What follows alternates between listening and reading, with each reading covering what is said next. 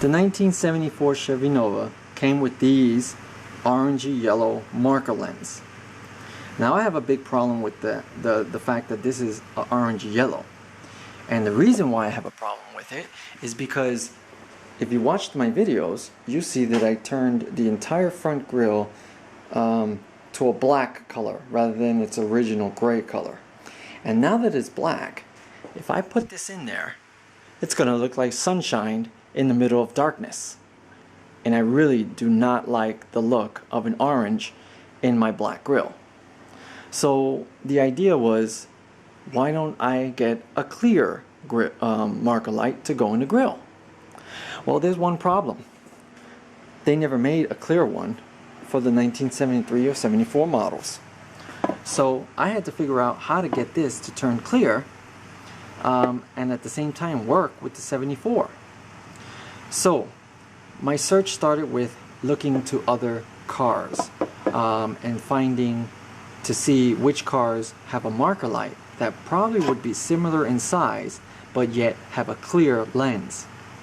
So with starting with the Chevy Novas, I participate in a forum and I asked if someone would provide measurements of their 1970 marker lens. Why 1970? Well, because the 1970 Chevy Nova came with clear marker lenses. Well, one person did respond, and they responded with the measurements, and that person actually went one step further, and he actually donated 1970 marker lenses. And so here they are. Now you can see that they're yellow, but these are guinea pigs. These are basically participants in my experiment. And so the final result would be that if I can make these work, then I would be able to get the clear ones and duplicate the process and use the clear ones in place of this orange one. Now the idea is to get this to fit inside the original marker. Basically just get the lens and put it in front of it, and we got a clear lens. So this had to be slightly larger or exactly the same size in order for this to work. And sure enough, Chevrolet, when they made this, they made them pretty much the same size. So down to the mounting holes are exactly in the same location. The difference between the two is the fact that the 74 has a slight curve to the top and bottom, but the sides are perfectly straight. The 1970 model is completely rectangular, so straight on all four. Now because this is curved, that means that the area, the measurement between the 2 points over here and on this side is smaller than the points in the center. Well, this marker light is exactly the same size as this one. So that means that I would be able to cut what I need to cut to make this fit inside the 74. So the first thing I had to do to make sure that it was the same size was cut these off. And so what I used was my trusty Dremel, which is right here, with a cutoff wheel to get that cut off. And here is the results. Now you can see it's perfectly cut. Now obviously this Dremel did not make this cut perfectly. So what I did was I cut what I needed and then took my DuraBlock with a 180 grit sandpaper and I used it to file down the plastic so that it's perfectly flat. So you can see there's a little gap there. So the idea is to make sure that you keep filing down until you get close enough to the edge but without hitting the actual lens. So that's the first step. So let's see if I can go on with the next step. So the next step is making a template to the inside diameter size so that I can cut this to fit on the inside. So here's a template, and I did it complete with the bolt holes so that I can ensure that this template will match the bolt holes on the 70 marker lens. And basically made it so that it falls out nice and easy. So now take the template and put it on the marker lens, and the first thing I checked was to make sure that the holes aligned. So the holes aligned perfectly. So then the next thing I did was I basically cut it to be the same exact size. So here it is. And then I decided to try my idea as far as putting it inside the original. But this was a failed attempt. It didn't look good to me, and basically you're going to still see the yellow, basically a yellow border all around. And as I was doing this, you can see that this is very brittle, so it breaks easy. And then my other half of the idea was cutting out this yellow portion so that I can fit this inside. But since seeing that it breaks so easily, if I was to cut this, well, the housing is just going to fall apart. So went back to the drawing board. That's garbage. So the second attempt as far as ideas was pretty much going the same route. Now, since I had another 70 lens to work with and another 74 lens to work with, I decided to try something else. I made a template to the same exact size as the outside perimeter of the 74 lens. Now, I already know that the bowl holes work because I did it with the first one. So once I got that accomplished, I repeated the process to get rid of, those portions that were on the lens, the louvers or whatever these are called, that were like that. So I got them off. I took my my door block with sandpaper, and I just basically sanded it down the same way I did with this one. After that was accomplished, I took my template, put it on top, and basically did the same thing. I cut the lens to be the same exact size as my template. So now, here's where the idea really shines. I noticed that the lens, as far as thickness, is pretty much the same. So I thought, well, can I just separate the housing and use this lens instead and make it work? That would be so much simpler than trying to cut it like I did here. So I took a blade, a nice long one, and I stuck it on the side, and I started to cut. And sure enough, I was able to separate the lens from the housing. So now I noticed that the housing had these plastic portions, while on the 74 it doesn't have that. The 70 has the same exact plastic portions. But here's the good thing. This is actually larger than this. So I thought, well, if I can sand a little bit off, make the diameter, at least half of the diameter, larger, then I would be able to fit this on the outsides of these. So I took my Dremel with a barrel sander, and I got to work. And once I got it all cut, I basically did my test fitting. See if I can do this with one hand. You can see I'm putting those tabs on the insides of the white tabs for the 74, and it's pretty tight, and it looks factory. Basically, you can see how they look, except that you just try to imagine that this is actually clear. So now that I had this all settled, and I know that it's the same exact size as the 74, I decided to try it out on my grill. So I took the ring off initially because I wanted to have no issues when fitting this in here, and voila, fits in nicely, and it actually looks factory. So my clearer pieces came in, and they look great. Definitely an improvement over the yellow ones. And so upon taking it out of the package, I basically just looked at it to make sure it looks the same as the 70 that I have, which is an original factory, because, you know, aftermarkets, they can be iffy when you get them. And it looks the same. And the second thing I wanted to do was make sure that it fits on my 74 housing, just like the factory one did, and it did just nicely. Upon doing that, I noticed that it looks white when you put it over the white, and so I don't like the white. And what I did was I looked at all the other cars as I was driving today, and, you know, out and about. I looked at all the other cars that had some type of clear, either a tail light or a marker light, and I noticed that they all had chrome backing. Now, I'm not going to chrome plate this because it's not practical, because of cost and, of course, time, etc. But I can chrome paint it.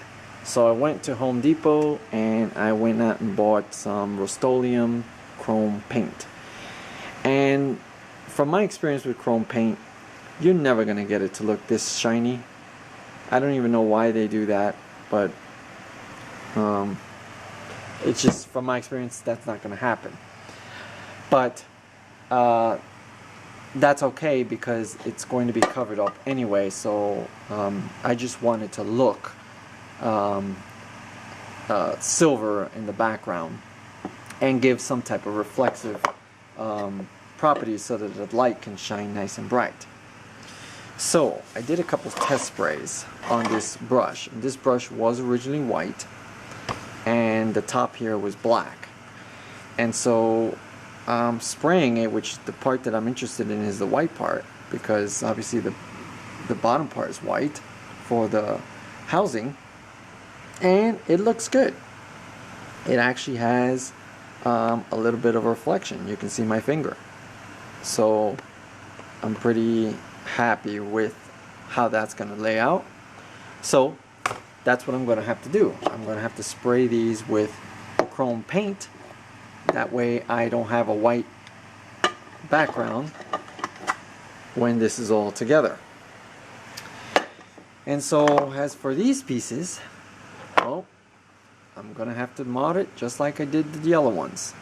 So I'm going to get to work on that, and I'll show you when I got them all modded.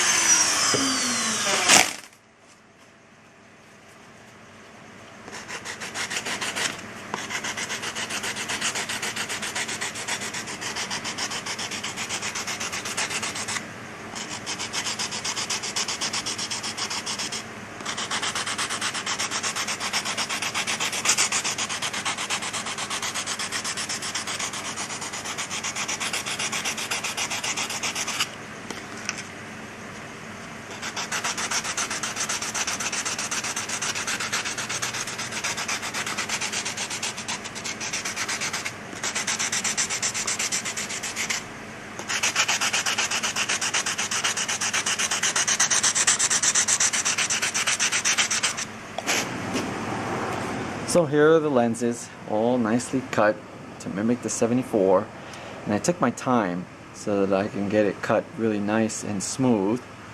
Make sure that there's no mistakes in the cuts. And so for the sides here, I wanted to go a little bit closer to the face, as you can see right here. And so I pretty much put masking tape on the face of the lens and kept sanding down with my DuraBlock until the masking tape got barely scratched. That was my cue to stop. So wanted to get rid of the border and get it closest to the face as possible. So it came out really sweet. So now here's the comparison. Here's the 74 lens, and here's the clear one. So I think they came out really nice, and definitely an improvement for sure. So I'm really happy with that. And so the next thing I had to do was paint these in chrome. And here's the results. You can see it does cast off a reflection, so it's gonna serve its purpose nicely. It does not look like the cap, obviously. I knew that was gonna happen from my experience with chrome paint, but for the intention that I had, I think it looks great. It's definitely better than having white and putting the lens in front. You really can't see. It's almost invisible, and that was the intended purpose of using this chrome paint rather than having it just white. So I think it looks really nice. And then for the back here, I didn't want to sand down like I did with the 70. I didn't want to sand down these curved edges because of the fact that you can see it leaves sanding scratches on there.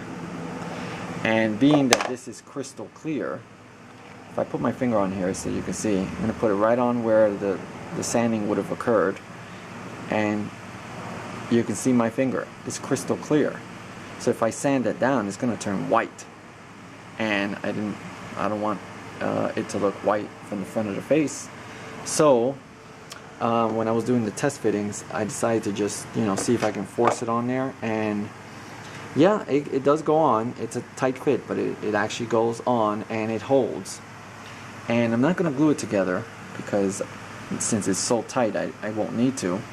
But what I did do was I took the screws, the original screws for the setup, and I polished them. Let's see if I can get this camera to focus. There.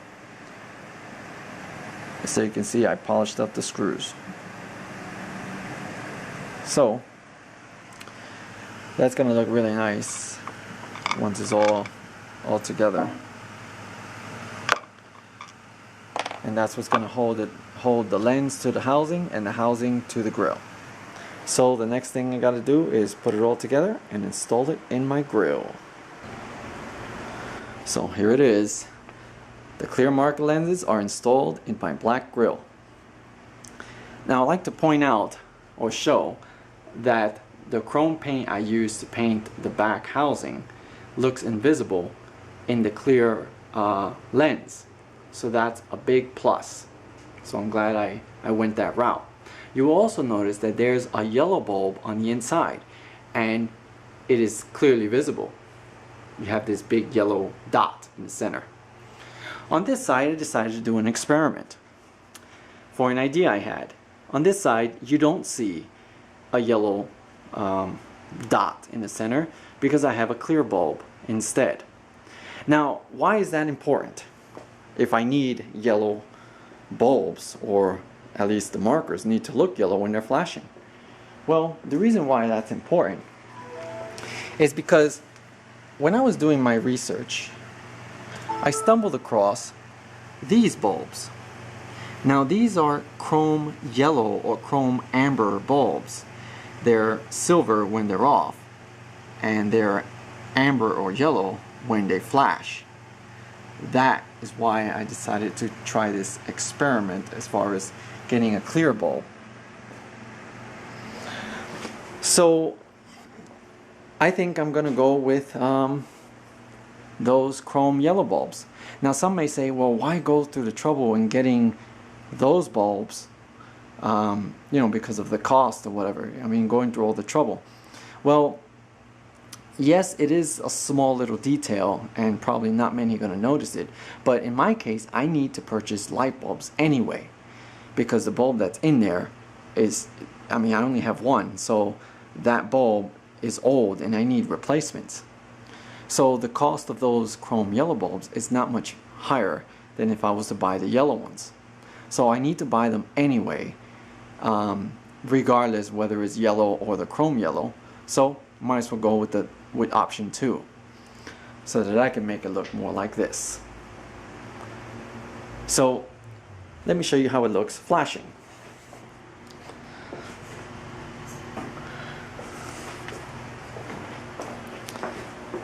So obviously this side is white because I have a white bulb in there, but the yellow looks really nice. So that's the look that I'm going for.